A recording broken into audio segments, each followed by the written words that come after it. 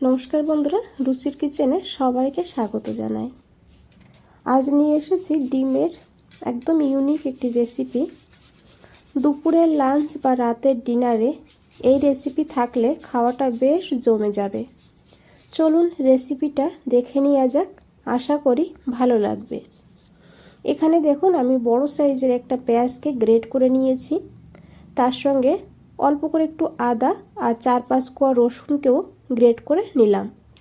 আর তার সঙ্গে একটা টমেটো নিয়েছি, টমেটোটাকেও গ্রেট করে নিতে হবে। এইভাবে মশলাটাকে রেডি করে নিয়েছি। আর এদিকে দেখুন আমি 3টে ডিম নিয়েছি, ডিমটাকে ফেটিয়ে নেব একটা বাটির মধ্যে। আমি এখানে 3টে ডিম দিয়ে বানিয়েছি, তবে আপনারা চাইলে ডিমের পরিমাণ বাড়িয়ে কমিয়ে নিতে পারেন।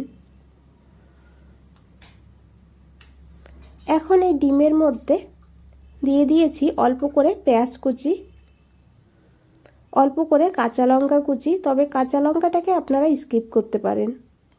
একটু ধনেপাতা আর অল্প করে একটু গোলমরিচের গুঁড়ো দিয়েছি, 1/2 চামচের একটু কম, আর পরিমাণ মতন লবণ, অল্প করে হলুদের গুঁড়ো।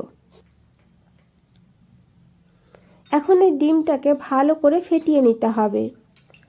একে অপরের সঙ্গে ভালো করে যেন সব কিছু মিশে যায় সেইভাবে মিশিয়ে নিতে হবে।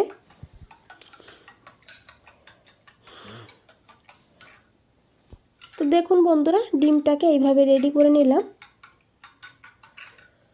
এখন এই ডিমটাকে সাইডে রেখে এদিকে দেখুন একটা ফ্রাই প্যান বসিয়ে দিয়েছি। ফ্রাই প্যানটাকে খুব ভালো করে গরম করে নিতে হবে। তারপরে এখানে 1 চামচ সর্ষের তেল দিয়েছি। রান্নাটা আমি সর্ষের তেলে করেছি, তবে সাদা তেলেও করা যাবে। তেলটাকে খুব ভালো করে গরম করে নেব। তারপরে এখানে ডিমটা দিয়ে দেব। এখানে আমি পুরোটা ডিমই কিন্তু দিয়ে দিয়েছি। গ্যাসের ফ্লেমটা একদম লোতে রেখে তারপরে ঢাকা দিয়ে 2 মিনিটের জন্য রেখে দেব।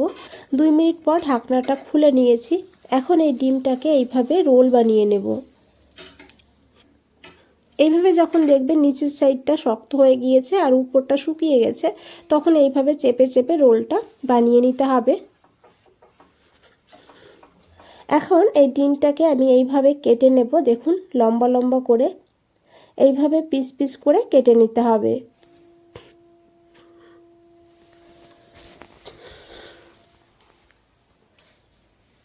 এখন এই ডিমগুলোকে তুলে নিতে হবে।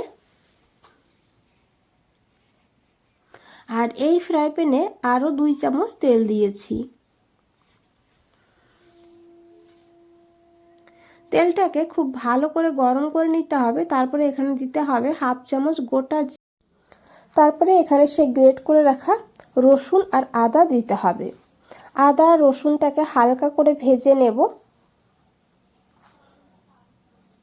তারপরে এখানে দিয়ে দিতে হবে গ্রেট করে রাখা পেঁয়াজ আর টমেটো। রান্নাটা বন্ধুরা খুব ঝটপট হয়ে যায় আর খেতেও কিন্তু দারুণ লাগে। তো দেখুন এখন এই পেঁয়াজ আর টমেটোটাকে দিয়েও ভালো করে এখন এই মশলাটাকে কষিয়ে নেব। মশলার কাঁচা গন্ধ যেন না থাকে সেইভাবে করে মশলাটাকে কষিয়ে নিতে হবে। এখানে মশলাটা কষাতে কষাতে আমি আরও একটা মশলা বানিয়ে নেব। তো তার জন্য দেখুন এখানে আমি 1 মুঠ ভাজা চীনাবাদাম নিয়েছি। আর এই ভাজা চীনাবাদামের মধ্যে দিয়েছি 2 চামচ সাদা তিল। এখন এটাকে গুঁড়ো করে নেব একটা মিক্সচার গ্রাইন্ডারে দিয়ে, জল ছাড়া এইভাবে গুঁড়ো করে নিয়েছি দেখুন। আর এখন এর মধ্যে দিয়েছি একটু ধনেপাতা, তবে ডাঁটা সহ দিতে হবে, এতে ফ্লেভারটা খুব ভালো হয়। একটু জল দিয়ে মশলাটাকে একদম মিহি করে বেটে নিতে হবে। আর এদিকে দেখুন মশলাটাও বেশ ভালোভাবে ভাজা হয়ে গিয়েছে, দেখে বুঝতেই পেরেছেন। আর এখন এখানে দিয়ে দিয়েছি কাঁচা লঙ্কা। আমি এখানে ছোট ছোট করে কেটে দিয়েছি 2টো কাঁচা লঙ্কা, তবে ঝাল আপনারা আপনাদের প্রয়োজন মতন নেবেন। আর আপনারা চাইলে কাঁচা লঙ্কাটাকে বেটেও দিতে পারেন। এর সঙ্গে দিয়েছি পরিমাণ মতন লবণ, 1/2 চামচ হলুদের গুঁড়ো, 1/2 চামচ কাশ্মীরি লঙ্কার গুঁড়ো। এতে কালার ভালো হবে, ঝাল হবে না। আপনারা বাদ দিতে চাইলে বাদ দিয়ে রান্নাটা করতে পারেন। আর 1/4 চামচ দিয়েছি জিরের গুঁড়ো আর ধনের গুঁড়ো, হাফ চামচের একটু কম করে নিয়েছি। একটু জল দিয়ে দিয়েছি আর এখন খুব ভালো করে মিশিয়ে নেব। এইভাবে অল্প করে জল দিয়ে মশলাটাকে কষালে গুঁড়ো মশলাটা আর পুড়ে যাবে না আর মশলাটাও ভালো করে কষানো হবে। এখন ঢাকা দিয়ে লো ফ্লেমে 2-3 মিনিট রেখে দেব। 2 মিনিট পর ঢাকনাটা খুলে নিয়েছি। দেখুন অনেকটা মশলা কষানো হয়ে গিয়েছে। মশলাটাকে ভালো করেই কষিয়ে নিতে হবে। মশলাটা যদি ভালো করে কষানো হয় রান্নার স্বাদটা অনেকটা বেড়ে যাবে।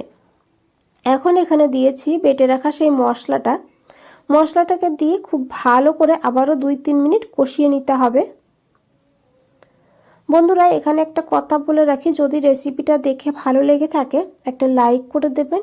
চ্যানেলে নতুন হলে চ্যানেলটাকে সাবস্ক্রাইব করে পাশে থাকবেন। কমেন্টসে জানাবেন কেমন লেগেছে। ফেসবুক থেকে দেখলে পেজটাকে ফলো করে দেবেন। দেখুন এইভাবে মশলাটাকে কষিয়ে নিতে হবে। মশলা থেকে কিন্তু তেলও ছেড়ে দিয়েছে। এখন এখানে অল্প করে জল দিতে হবে। হাফ কাপ মতন গরম জল দিয়েছি, খুব বেশি জল দেবেন না, রান্নাটা একটু মাখো মাখো হবে।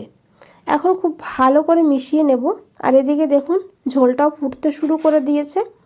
এখন এখানে সেই ভেজে রাখা ডিম দিয়ে দিতে হবে। ডিমটাকে দিয়ে খুব ভালো করে মিশিয়ে নিতে হবে। গ্যাসের ফ্লেমটা মিডিয়াম টু লোতে রেখে 2-3 মিনিট এইভাবেই রান্না করব।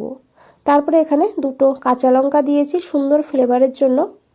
তারপরে এইভাবে হালকা হাতে মিশিয়ে নেব। রান্না কিন্তু এখানে হয়েই গিয়েছে। এখানে আর কোনো কিছু দেওয়ার প্রয়োজন নেই, এমনিতেই খেতে দুর্দান্ত হয়। ঢাকা দিয়ে 5 মিনিট স্ট্যান্ডিং টাইমে রেখে দিয়েছিলাম। 5 মিনিট পর বন্ধুরা ফিরে এসেছি। আশা করি দেখে বুঝতেই পেরেছেন কতটা লোভনীয় লাগছে দেখতে। খেতেও কিন্তু দুর্দান্ত হয়। একবার হলো এইভাবে বানিয়ে দেখবেন। আর এই রেসিপিটা আপনারা ভাত, পাশাপাশি রুটি, পরোটার সঙ্গেও খেতে পারবেন। অসাধারণ লাগে খেতে। বন্ধুরা আজ তাহলে এই পর্যন্তই। ফিরে আসছি নতুন কোনো রেসিপি নিয়ে। ভালো থাকবেন, সুস্থ থাকবেন। সবাইকে অনেক অনেক ধন্যবাদ এত সময় ধৈর্য ধরে রেসিপিটা দেখার জন্য।